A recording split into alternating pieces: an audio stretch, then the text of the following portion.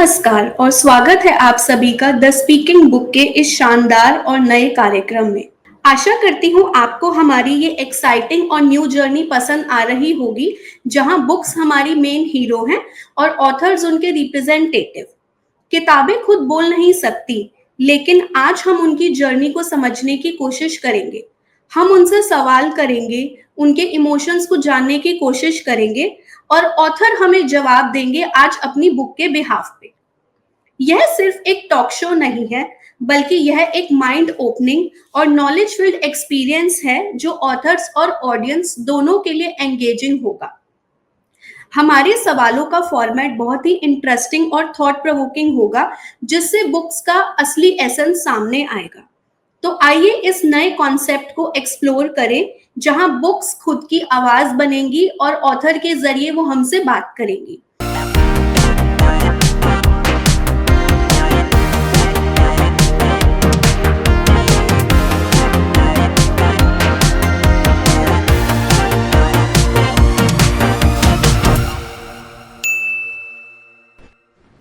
तो आज हम जिस बुक के बारे में बात करेंगे, उस बुक का नाम है titans of investing, learning from investment legends.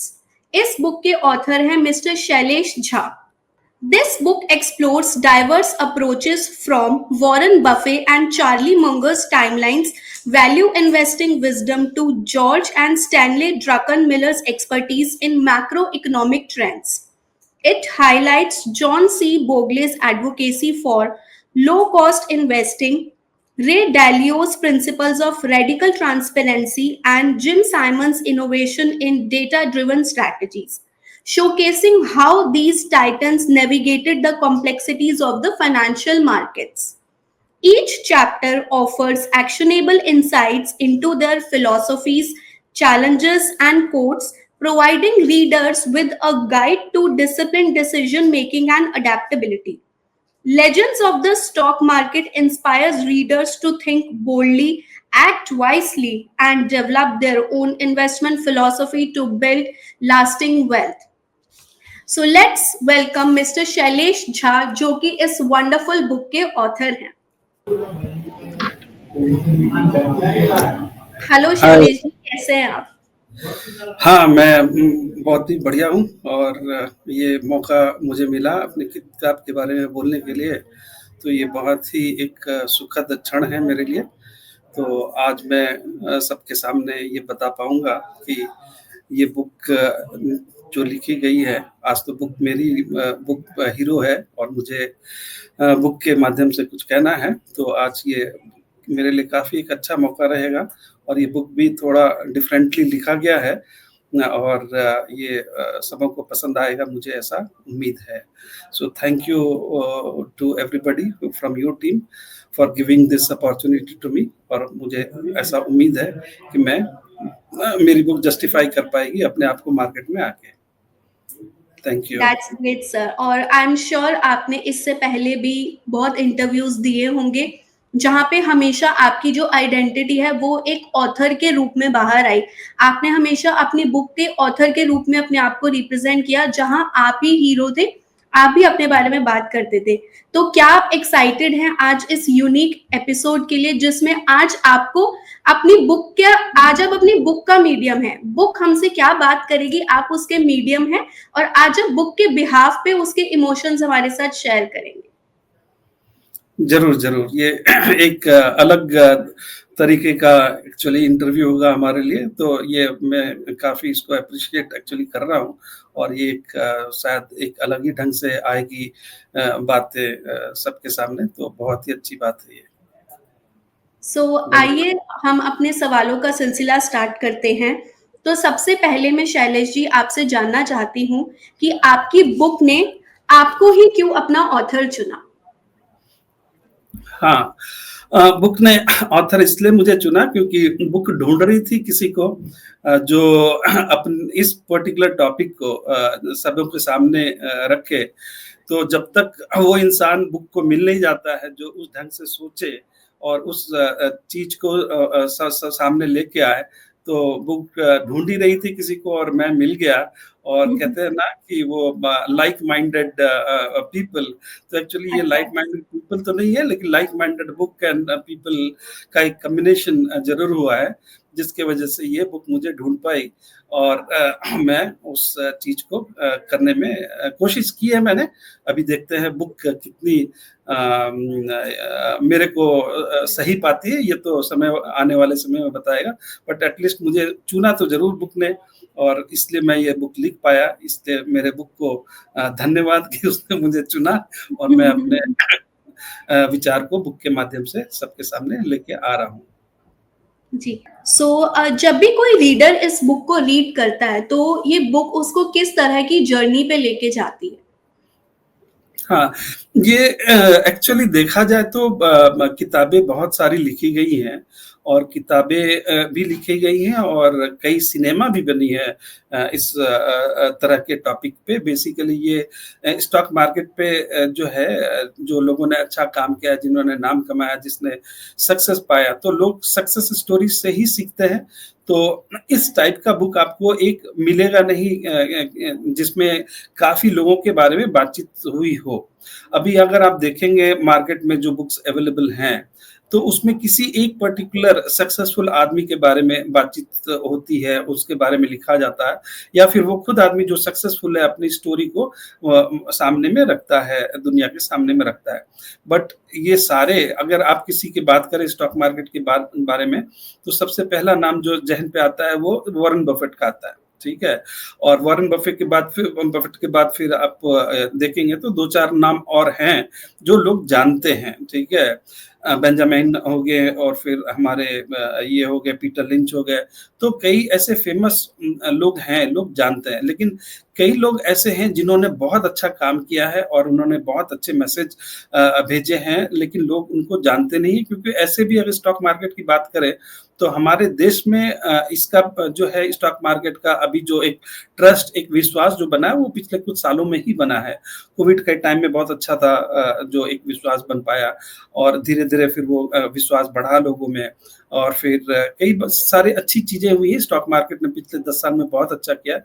तो एक ट्रस्ट बिल्डिंग का काम जो है वो बहुत अच्छा हुआ।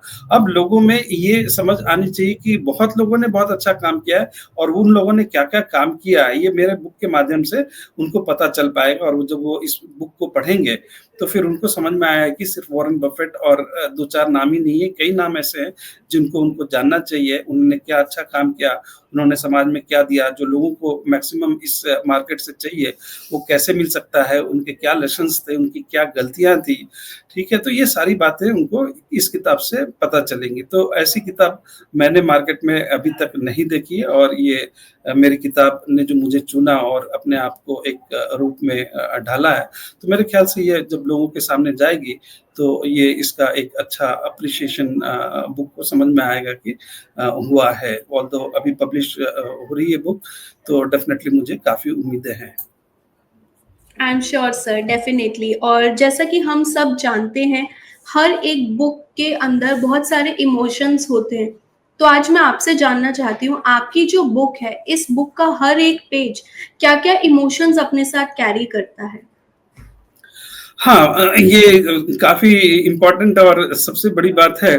लोग कहते हैं कि आप मार्केट में बहुत कुछ आप स्किल सेट लेके आए, लेकिन अगर एक स्किल सेट आपके पास नहीं है, वो कहते हैं इमोशंस। अगर आपके पास इमोशन नहीं है कंट्रोल करने के लिए स्टॉक मार्केट में तो आप ज़रूर ही फ़ेल करेंगे। तो ये एक बहुत इम्पोर्टेंट चीज़ है कि इमोशंस ज़रूर होने चाहिए और वो इमोशंस कंट्रोल भी होना चाहिए। अगर किताब की बात करें तो वो किताब बेसिकली हर तरह से ये जो स्टॉक मार्केट में जो इमोशन होता है, उसके कहीं न कहीं आस-पास ये घूमती है और फिर वो उस इमोशंस को समहाउ सामने में लेके आती है और लोगों को पढ़ने वालों को फिर ये पता चलेगा और वो भी एक इमोशन में आएँगे पढ़ने के दौरान जब उनको लगेगा कि हम भी एक अच्छा एक मार्केट में परफ़ॉर्म कर सकते हैं और हम क्या-क्या गलती करें, क्या नहीं करें, क्या हमको करना चाहिए ताकि सक्सेसफुल मिले। तो ये सब बहुत ही एक इमोशंस के साथ में उनको समझ में आएगा तो क्योंकि अभी जैसे मैंने फेलियर्स की बात की है, सारे जितने ऑथर मैंने लोगों की बात की है अपने किताबें में, सबकी फेलियर्स की बात की है। जब फेलियर्स की बात करते हैं तो डेफ़िनेटली उनको काफ़ी बड़ा नुकसान हुआ है अपने करियर के दौरान। तो जब वो उन बातों को पढ़ेंगे और समझेंगे इतने सारे लोगों के बारे में, तो एक सीख भी मिलेगी और उनको एक समझ में भी आएगा कि हमको कैसे मार्केट में बिहेव करना है और क्या इमोशंस कैरी करनी है। तो ये एक फेलियर्स की बात होगी। उसी तरह सक्सेस की बात है, सक्सेस में भी जो है ना इमोशंस डेफ़िनेटली आएगा, क्योंकि हर पेज पे कहीं न कहीं सक्सेस लिखा है, तो कहीं फेलियर्स लिखे हैं। एक ट्रिविया फैक्ट्स भी है जो एक हमारे जो जितने भी हीरोज़ हैं बुक में, उनके जीवन की कुछ ऐसी रोचक घटनाएँ और रोचक चीज़ लिखी गई हैं, तो वो भी उनको एक अलग ढंग के एक इमोशंस पे ले जाएगा। तो एक्चुअली जो भी टॉपिक्स मैंने इस पे कवर किए हैं सारे लीजेंड्स के बारे में, वो हर तरह से अलग-अलग इमोशंस के को एक आप कहेंगे कि एक लहर के रूप में लेके आएगी और फिर वो दूसरे लहर पे लेके जाएगी और फिर वो इमोशंस का एक भाव रहेगा शुरू से अंत तक बुक में। तो ये हर पेज पे इमोशंस है और वो डिफरेंट मूड्स को रिफ्लेक्ट करेगा और हमारे सारे पढ़ने वाले लोग इसको एन्जॉय करेंगे, ऐसा मेरा मानना है। जी। आई एम श्योर आपने काफ़ी रिसर्च करी होगी इस बुक के साथ जस्टिस करने के लिए, आपने बहुत मेहनत की होगी, बहुत कुछ आपने इन्फॉर्मेशन गैदर की होगी, डेटा गैदर किया होगा, तब आपने ये बुक लिखी होगी। तो जब ये बुक पब्लिश हुई और दुनिया के सामने आई, तो इस I am sure as an author आपको तो बहुत प्राउड फील हुआ होगा। बट आज मैं आपसे जानना चाहती हूँ शैलेश जी, बुक की क्या फीलिंग थी? बुक को कैसा लगा जब वो इस दुनिया के सामने आई और वो पब्लिश हुई? करेक्ट, ये बुक को तो ज़रूर अच्छा लगेगा ही, क्योंकि इतने मेहनत के बाद, इतने सोच के बाद, इतने एफर्ट्स के बाद जब आई है, तो डेफ़िनेटली बुक को आप एज़ अ बुक मार्केट में कितना चल पाते हो, नहीं चल पाते हो, वो एक डिफरेंट चीज़ है। बट एक पूरा होना किसी भी चीज़ का, वो अपने आप में एक बहुत ही बड़ा खुशी लेके आता है। अब मैं सिंपल आपको यही बताऊँ, जैसे कोई भी एक रेस है, ठीक है? उसमें 12-15 लोग दौड़ रहे हैं, ठीक है? अब वो दौड़ने में तो 3 लोग ही सफल करते हैं, फर्स्ट, सेकंड, थर्ड, लेकिन बाकी जो बचे हुए लोग हैं, उनके लिए सबसे इम्पोर्टेंट होता है कि मैं रेस पूरा करूँ। और ये छोटे रेस के लिए तो ठीक है, बड़े रेस में जितने मैराथन और ये सब होते हैं, उसमें पूरा करना ही एक बहुत बड़ा अचीवमेंट है। आप कुछ जीते या नहीं जीते, अगर आपने पूरी कर ली है रेस, तो वो अपने आप में अचीवमेंट है। तो एक्चुअली बुक के साथ में भी ऐसा है।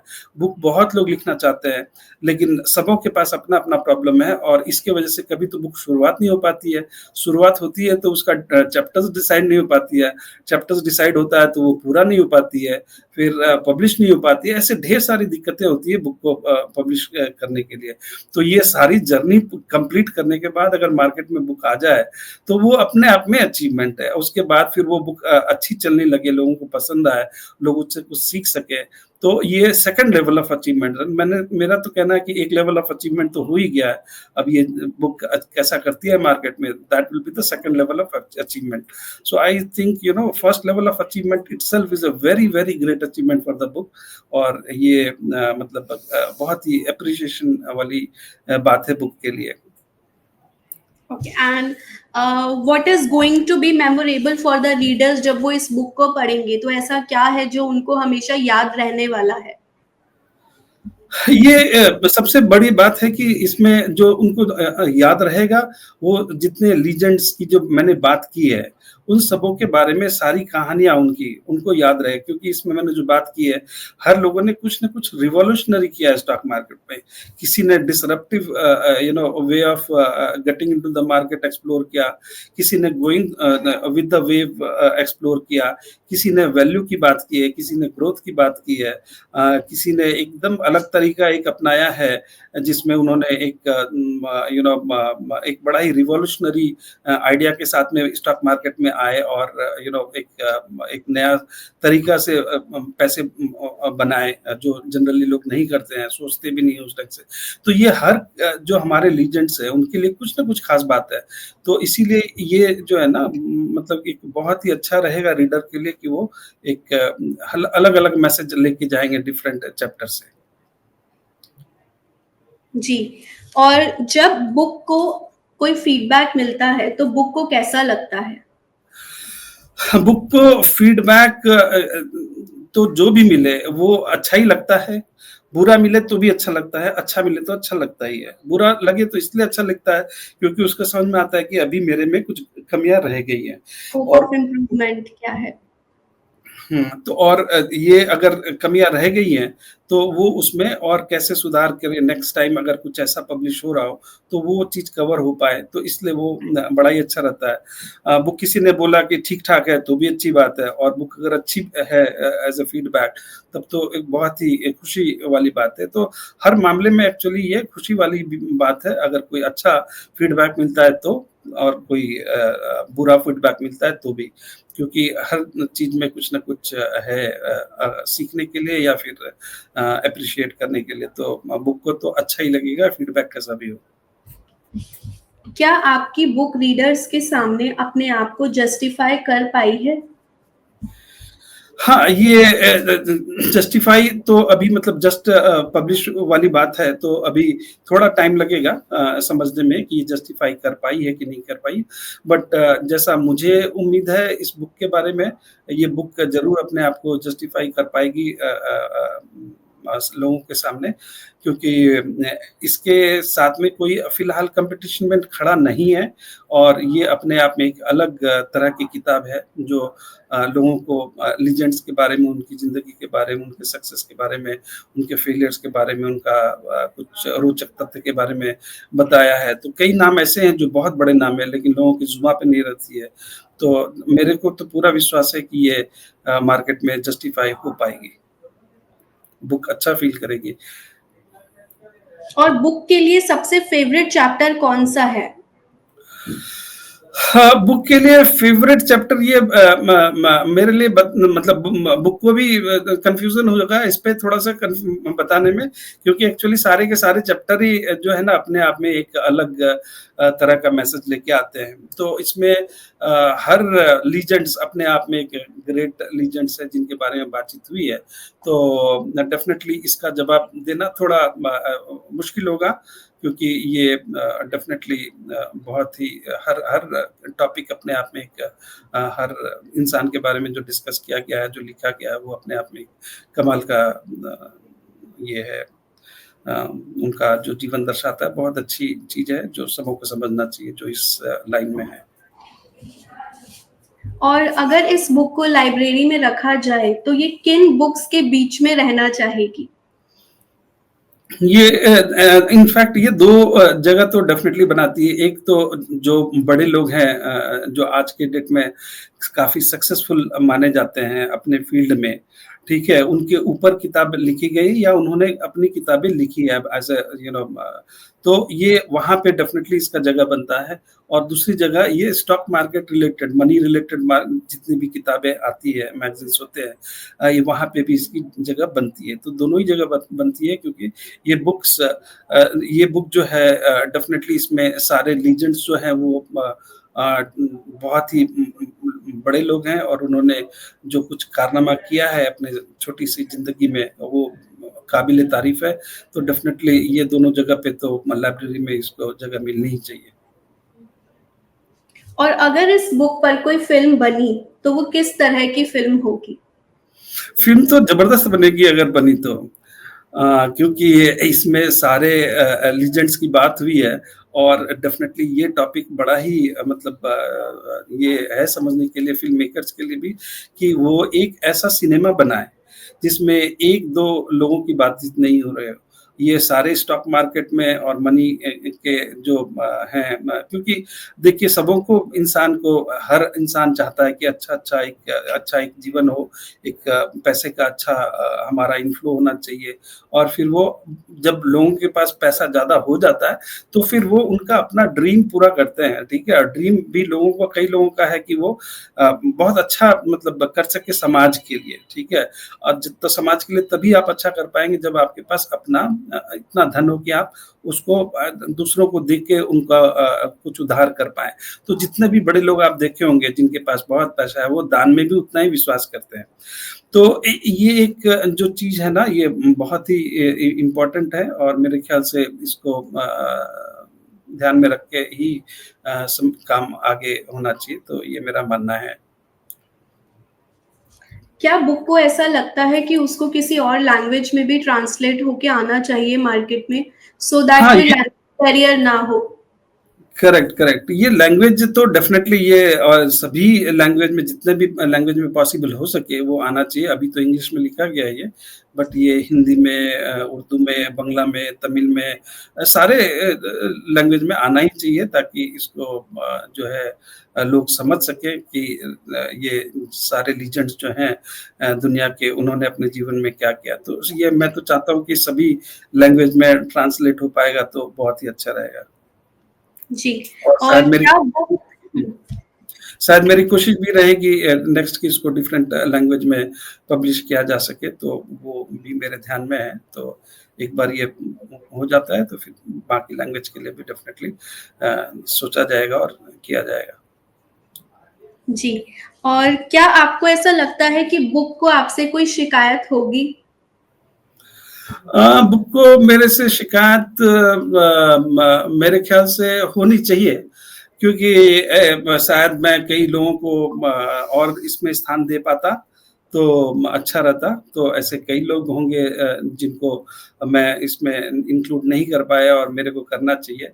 तो वहाँ पे एक शिकायत हो सकती है। दूसरी बात है कि कई ऐसे मैंने लोगों को इसमें इंक्लूड नहीं कर पाया जो मतलब हो सकता है नेक्स्ट बुक में मैं करूँ क्योंकि मैंने इसमें mostly stock market related successful people की बात की है। लेकिन जब पैसे की बात होती है और वेल्थ मैनेजमेंट की बात होती है, तो कई लोग ऐसे हैं जिन्होंने स्टॉक मार्केट में उतना कंट्रीब्यूट नहीं किया है, बट पैसे की दुनिया में उन्होंने बाकी सब एरियाज़ में काफ़ी कुछ कंट्रीब्यूट किया है। तो वो ऐसे काफ़ी लोग हैं जो बैंकिंग सेक्टर से आते हैं और कई अदर सेक्टर से इन्वेस्टमेंट सेक्टर से आते हैं। कई लोग ऐसे हैं जिन्होंने बहुत अच्छा कंट्रीब्यूशन किया है। तो उनको मेरे पहले किताब में शायद मैं इंक्लूड ना कर पाया, तो मैं चाहूँगा कि डेफ़िनेटली दूसरा या तीसरा बुक जब लिखूँ इससे रिलेटेड तो मैं उनको इंक्लूड कर पाऊँ। तो ये शिकायत तो शायद बुक को रहेगी मेरे से। और इस बुक के सबसे रिलेटेबल रीडर्स कौन हैं? रिलेटेबल रीडर्स तो स्टॉक मार्केट में जो भी इन्वेस्ट करते हैं वो इससे काफ़ी रिलेट कर पाएँगे और इनफैक्ट वो डेफ़िनेटली इसको अच्छा पाएँगे क्योंकि आज के डेट में डेफ़िनेटली सभी लोग बड़े-बड़े नाम 2-4 नाम तो दुनिया जानती है, लेकिन बाकी सब नाम जो है वो सब लोगों को पता नहीं है और जब एक बार वो बुक पढ़ेंगे, तब उनको समझ में आया कि बाकी लोगों ने कितनी मेहनत से और कितना आइडिया रिवॉल्यूशनरी आइडियाज़ लगा करके इस स्टॉक मार्केट में, मनी मार्केट में अच्छा काम किया और एक अपनी जगह बनाई। तो डेफ़िनेटली ये ये बात तो कहनी पड़ेगी कि अच्छी बात है, ये करनी पड़ेगी। जी। तो आज बुक से तो हमने कई सवाल किए और आपने बखूबी उनके जवाब दिए। तो क्या बुक अपने रीडर्स से कोई सवाल करना चाहती है? बुक अपने बायर से जो इस बुक को खरीदता है, पढ़ता है, पढ़ के समझता है, बुक उनसे क्या क्वेश्चन पूछना चाहती है? बुक्स तो डेफ़िनेटली हर जो है वो इंसान हो या फिर तो सबको सक्सेस तो सबको पसंद है, तो बुक भी चाहेगी कि मैं जिसके लिए लिखा गया हूँ, जिस पर्पज़ से लिखा गया हूँ, जिस उद्देश्य से लिखा हूँ, वो पर्पज़ फुलफ़िल होना चाहिए। तो किताब तो ज़रूर पूछना चाहेगी कि उद्देश्य पूरा हुआ है या नहीं?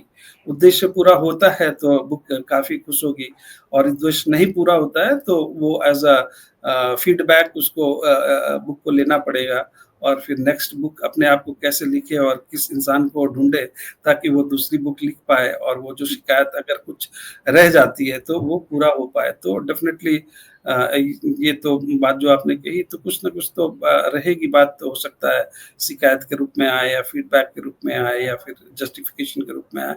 तो वो पॉज़िटिवली ले करके फिर उसको आगे बढ़ना पड़ेगा बुक की हो या मैं हूँ। जी। और आपकी जो बुक है वो अपने रीडर से किस तरह का रिश्ता बनाना चाहती है? एक दोस्त के रूप में, एक मेंटर के रूप में या फिर एक गाइड या एडवाइज़र के रूप में? डेफ़िनेटली ये दोस्त के रूप में एक्चुअली तो सारा ही जो एक रिश्ता होता है ना, वो एक निभाने का मौका मिलता है, क्योंकि दोस्त होते हैं तो आप हर रिश्ता उसमें ऑलमोस्ट निभ जाता है आपका। आप सलाह भी दे सकते हैं, सलाह ले भी सकते हैं, ठीक है? डाँट भी सकते हैं और प्यार भी कर सकते हैं। तो दोस्त वाला रिश्ता एक ऐसा रिश्ता है जिसमें काफ़ी रिश्ते समा जाते हैं। तो इसलिए दोस्त वाला रिश्ता तो सबसे अच्छा है रीडर्स और बुक के बीच में। तो वो एक रिश्ता हम चाहेंगे कि बना रहे। तो रीडर्स भी इसको पसंद करेंगे और बुक भी अपनी बात जो है वो बड़ा ही खुल के कर पाएगी लोगों से और फीडबैक भी ले पाएगी और उनको समझा भी पाएगी क्या अच्छी बातें हैं इस बुक में नहीं है। तो डेफ़िनेटली मेरे को तो लगता है कि दोस्त वाला ही ऑप्शन ज़्यादा जस्टिफ़ाई होता है। बहुत ही अच्छा शैलेश जी आपने इस रिलेशनशिप को डिस्क्राइब किया कि बुक जो है वो एक फ्रेंड के रूप में ही जस्टिस कर सकती है अपने रीडर के साथ, क्योंकि फ्रेंड से ना कोई गिले शिकवे होते हैं, हो भी जाते हैं तो फटाफट रिजॉल्व हो जाते हैं, हम बुरा नहीं मानते। दोस्त की कही हर बात पे हमें सबसे जल्दी यकीन होता है। तो व्यूअर्स बहुत ही खूबसूरती से शैलेश जी ने समझाया है। अगर आप इस बुक को पढ़ते हैं तो आपको इस बुक के थ्रू एक फ्रेंड मिलेगा जो आपको गाइड करेगा स्टॉक मार्केट से रिलेटेड, स्ट्रैटेजीज के लिए, चीजों से रिलेटेड, स्टॉक मार्केट में जिन लोगों ने एक्सेल करा उनकी स्टोरीज बताएगी आपको। So this is going to be your friend related to all the aspects from stock market. Am I right, Shailesh ji?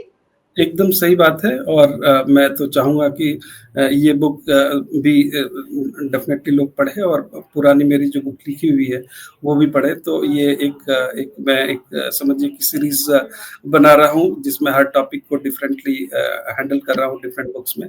तो लोग ये भी पढ़ें, पहले वाली किताबें पढ़ें, जो आगे वाली बुक्स जो मैं लिखूँगा, उसे भी पढ़ें, क्योंकि मैं हर टॉपिक्स को कवर करना चाह रहा हूँ, जो उन लोगों को हेल्प कर सके अपने सही इन्वेस्टमेंट के लिए एक सही दिशा देने के लिए, क्योंकि ये एक ऐसा एरिया है जिसमें बताने वाले लोग बहुत कम हैं और इसमें चोट खाने वाले लोग, इसमें नुकसान करने वाले लोगों की संख्या बहुत ज़्यादा है।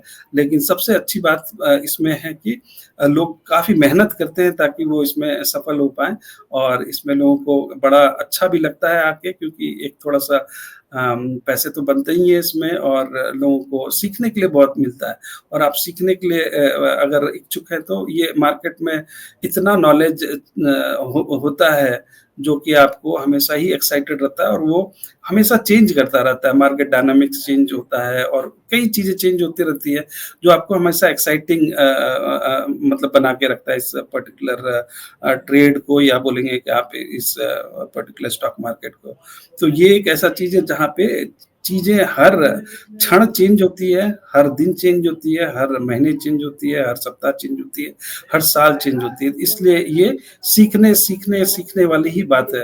अगर आप बोलेंगे कि स्टॉक मार्केट में अपने बड़े लोगों को बोलते हैं कि अगर आपको स्टॉक मार्केट में सफल होना है, तो एक ही चीज़ इम्पोर्टेंट है, cut loss, cut loss, cut loss, cut your losses, cut your losses, cut your losses. तो एक्चुअली दूसरी बात जो है वो मैं बोलता हूँ कि आप स्टॉक मार्केट में हैं तो सीखिए, सीखिए और सीखिए। अगर आप सीखते रहेंगे तो फिर आपकी गलतियाँ धीरे-धीरे कम होंगी और फिर आप का दिन एक ऐसा आएगा कि आप एक अच्छा इन्वेस्टर बन सकेंगे, एक अच्छा ट्रेडर बन सकेंगे। इसीलिए मेरा कहना है सीखिए, सीखिए, सीखिए और वो किताबों से आ सकती है नॉलेज, आपको सोशल मीडिया से आ सकती है, कई माध्यम है जिससे आपको नॉलेज लेते रहना पड़ेगा और फिर ये सीखना पड़ेगा। जैसा कि आपने बताया था शैलेश जी कि इससे रिलेटेड बुक्स मार्केट में बहुत कम है, तो फर्स्टली थैंक्स टू यू कि आपने ऐसा कुछ लिखने का सोचा, क्योंकि जैसे अगर हम नॉर्मली अपने आसपास भी देखते हैं तो बहुत एक मिक्स्ड सा ट्रेंड है मार्केट में। कुछ लोगों को लगता है कि उनको मार्केट की पूरी नॉलेज है, they are making good money out of their investments, tradings. और on the other side if I see, मैंने बहुत सारे लोग ऐसे भी देखे, जैसा कि आपने भी बताया कि लोग बहुत चोट खाते हैं, maybe due to the lack of knowledge, guidance, या कोई एडवाइसर नहीं होता उनको, या फिर वो देखा देखी बस इन्वेस्ट कर लेते हैं और ट्रेडिंग में आ जाते हैं। तो आई बिलीव, जितना मैं समझ पाई हूँ Shailesh ji, you can correct मी, कि आपकी जो ये बुक है ये एक गाइड भी होगी उनके लिए, उन लोगों के लिए जिनको मार्केट से रिलेटेड चीज़ों का कोई आइडिया नहीं है। और आई एम श्योर इस बुक को पढ़ने के बाद जो लोग हैं उनको मार्केट के ट्रेंड्स को थोड़ा समझने का आइडिया लगेगा, बहुत सारी चीज़ें उनको समझ आएँगी कि what needs to be taken care of while taking any decision for related to investment, trading. Am I right Shailesh ji? हाँ, इस किताब से एक्चुअली थोड़ा ये डिफरेंट है किताब। इसमें तो ज़्यादा इन्फॉर्मेशन ये मिलेगा कि सक्सेसफुल लोगों ने अपने ज़िंदगी में क्या किया था, और ये जानना बहुत ज़रूरी है कि जो सक्सेसफुल है इनसे समझना, या उनका थोड़ा-सा जीवन में झाँक के देखना कि वो क्यों सक्सेसफुल हुए। तो ये बुक उसके बारे में, लेकिन मेरी बाकी जो बुक लिखी है मैंने, वो इस बात जो आपने बात कही कि लोग कैसे मार्केट में एंटर करें, कैसे सीखें, क्या गलतियाँ ना करें, ठीक है? क्या सही चीज़ें करें, वो सब दूसरी सब किताबों से पूर्ण होती है, और इस किताब से सक्सेसफुल लोगों ने अपने ज़िंदगी में क्या किया, वो पूर्ण होती है। तो ये एक मेरा जो किताब लिखने का एक ये है, डिफरेंट बुक्स मैं लिख रहा हूँ, तो सब किताब में मैं डिफरेंट टॉपिक्स पकड़ता हूँ, और फिर उस हिसाब से मैंने एक्चुअली अपना किताब बनाने का अभी मेरी प्लानिंग है। नेक्स्ट किताब मैं एफएनओ पे लिखूँ, फ्यूचर एंड ऑप्शंस पे। फ्यूचर एंड ऑप्शंस में लोग बहुत ही लॉस करते हैं, और अभी पता ही होगा आपको कि इवन इंडियन गवर्नमेंट भी इसको डिस्करेज कर रही है कि जो छोटे इन्वेस्टर्स हैं वो फ्यूचर एंड ऑप्शंस में ना घुसें और इक्विटी मार्केट में ज़्यादा इन्वेस्टमेंट करें। तो उस पे लोगों ने क्या गलतियाँ की हैं, और आगे वाले जनरेशन वो गलतियाँ ना करें। तो मेरी जस्ट एक थॉट प्रोसेस है, मैं वो उस पे लिखूँगा, और वो बहुत ही मतलब मेरे ख्याल से अच्छा रहेगा लोगों को समझने के लिए। जहाँ करोड़ों रुपए लोगों ने गँवाए हैं, एटलीस्ट वो नहीं गँवाएँ। तो इस टाइप का मैं एक डिफरेंट टॉपिक्स लेता हूँ, और चाहता हूँ कि लोगों को बताऊँ। सिर्फ़ किताब एक तो स्टार्ट करने का माध्यम है, मैं लोगों से अब जुड़ रहा हूँ, और लोगों को डिफरेंट मैसेजेस दे रहा हूँ स्टॉक मार्केट के बारे में कि वो कैसे इसमें बने रहें, और फिर वो सक्सेसफुल एक एक अपना एक पैसिव इनकम बनाएँ, फिर उसको मेन इनकम बनाएँ, और कैसे इसमें लगे रहें। तो वो मेरा इस पे डिफरेंट एक नज़रिया है, एक डिफरेंट तरीका है, और उसको मैं एक-एक करके पूरा करने की कोशिश कर रहा हूँ। सो बेसिकली जो सक्सेसफुल लोग हैं जिनके बारे में आपने इस बुक में बताया है, उनके बारे में पढ़ के भी लोगों को काफ़ी कुछ समझ आएगा कि किन चीज़ों का ध्यान रखना चाहिए, उन लोगों ने कैसे डील करा चीज़ों के साथ कि उनको सक्सेस मिली। Correct, correct. ये डेफ़िनेटली जो आपने बात बोली है बिल्कुल सही है, और ये किताब का उद्देश्य वही है। और इसमें मैंने एक छोटी-सी बात ये की कि हर किताब के पन्ने के नीचे में मैंने कोट्स लिखी हैं, और वो कोट्स जो है वो जनरली वो डिफरेंट है।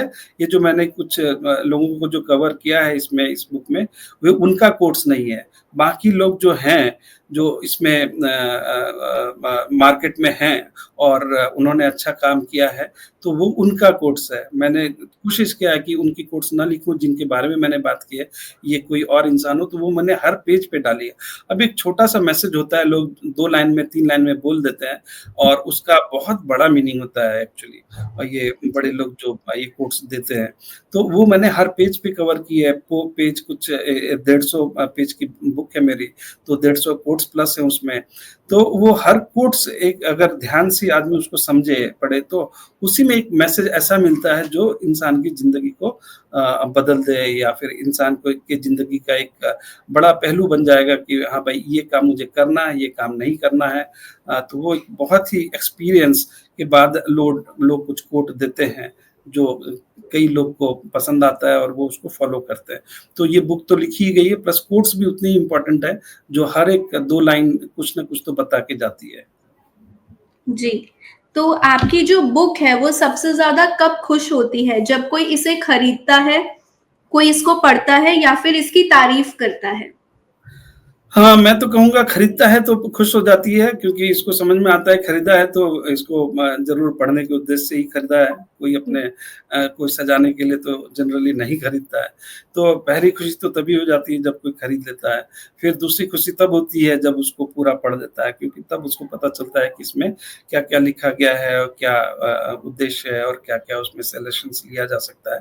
और तीसरी है तारीफ़, तो तारीफ़ तो किसी की भी कीजिए तो सामने वाला खुशी होता है, तो बुक भी खुश हो जाएगी। बट मैंने जैसे बताया कि का तो रियल बुक वही है जो हर तरह का फीडबैक और हर तरह का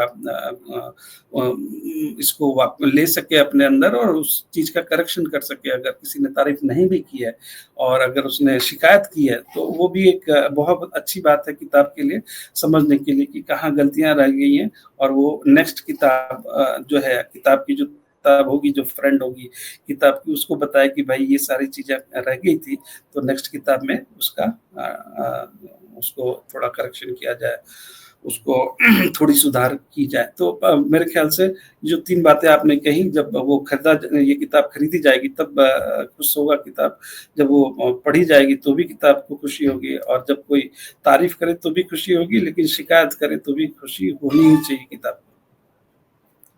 जी, तो बुक इस प्रोग्राम के माध्यम से ऑडियंस को क्या संदेश देना चाहती है?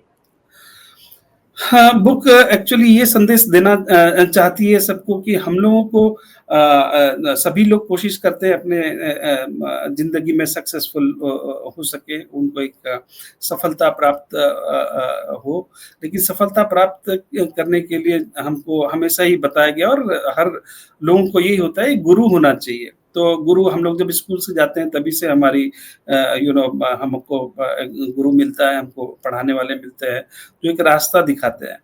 तो डेफ़िनेटली ये भी एक रास्ता ही है जिसको हम लोग को समझना चाहिए और इसीलिए ये एक अपने आप को देखा जाए कि गुरु के रूप में एक्चुअली ये इसको लेना चाहिए और इससे कुछ सीखना चाहिए। तो उस तरह से देखा जाएगा तो वो एक अच्छी बात है। जी, तो जैसा कि हमने देखा है कि आजकल ऑडियो बुक्स का ट्रेंड काफ़ी चलन में है और बहुत सारे लोग हैं बेसिकली आजकल की जो जनरेशन है, वो बुक्स को कैरी करके रीड करने से ज़्यादा सुनना प्रेफ़र करती हैं। तो क्या आप भी ऐसा कुछ प्लान कर रहे हैं या आपकी बुक भी ऑडियो के रूप में आना चाहती है मार्केट में? हाँ, डेफ़िनेटली ऑडियो के बुक में ये रिवॉल्यूशन तो हर जगह आ रहा है, तो बुक्स में भी काफ़ी रिवॉल्यूशंस आए हैं, ठीक है? तो अभी जिस तरह से पहले बुक्स पढ़ी जाती थी, आजकल वो पढ़ने का तरीका भी चेंज हुआ है। लोग ऑनलाइन बुक्स खरीदते हैं, सब कुछ टैब पे, लैपटॉप पे ही बुक्स सारी की सारी पढ़ी जाती हैं। उसके बाद फिर ये अभी ऑडियो बुक आ गया है। तो ये तरीका तो काफ़ी चेंज हुआ है कुछ सालों में।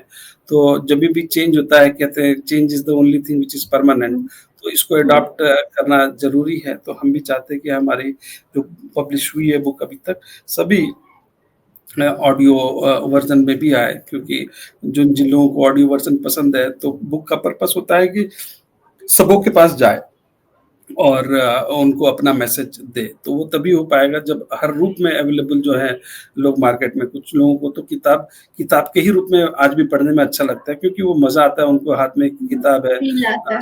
हाँ, तो ये तरीका है लोगों का अलग-अलग। कुछ लोगों को लैपटॉप पे ही किताब अच्छा लगता है, कुछ लोगों को मोबाइल पे ही किताब अच्छा लगता है, कुछ लोगों को सुनने में। तो जिनको जो पसंद हो, उस रूप में अगर किताब अवेलेबल होती जाएगी, अदरवाइज़ कुछ लोग छूट जाएँगे जिनको वो तरीका पसंद नहीं है।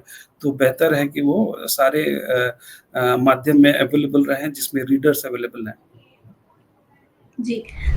तो thank you so much Shailesh ji, आज आप हमारे इस कार्यक्रम में आए।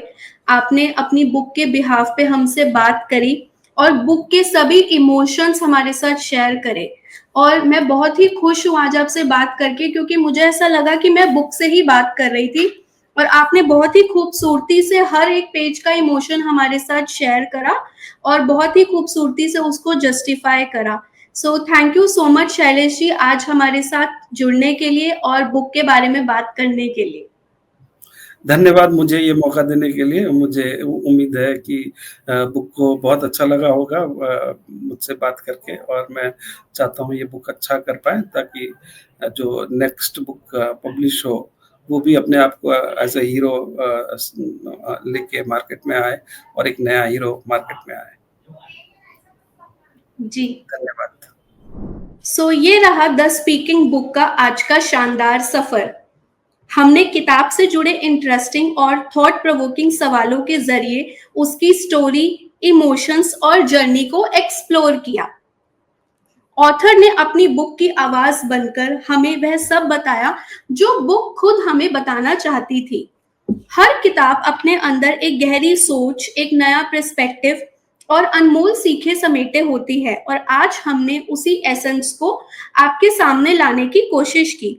मुझे उम्मीद है ये कॉन्वर्सेशन आप सभी के लिए इंसाइटफुल और एंगेजिंग रही होगी।